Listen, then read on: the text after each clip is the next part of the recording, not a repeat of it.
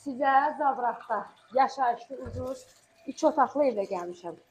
Sonra deyirsiniz ki, makler ilə gəlir, ancaq ev budur.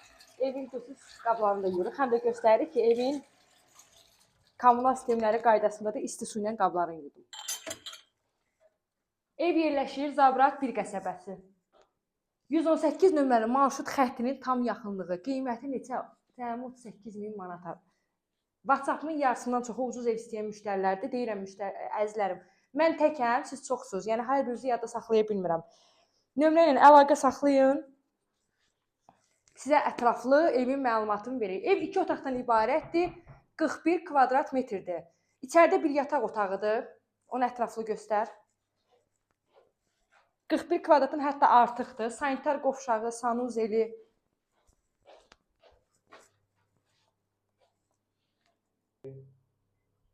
Sanitar qovşağı, sanuzeli, ikisi bir yerdədir. Bütün aksesuarları var. Yəni təkrar edirəm. Ev yaşayışlı, özü asma tavanda havalandırma sistemi var. Ev ümumilikdə hamısı isti poldur və onu da vurğulayım ki, qismən əşyalıdır. Mətbəx studiyadır. Bax görürsüz, geniş, rahat. Qabı, qaşığı yu, yeməyi burada pişir, yeməyi burada ye. Qazı niyə çölə çıxardıblar? Göstərəcəm. Qaz girişdədir. Yəqin ki, pəncərəyə görə bura qoyublar. Yəni yeməyi burada bişirsən, evin içidir, onsuz da. Ev ümumilikdə isti poldur, bu da kombisi. Qismən əşyalı, elə qismən əşyanın içində bu soyuducunu da qatarıq biz. Xahiş eləyərik, ev yiyəsi götürməz.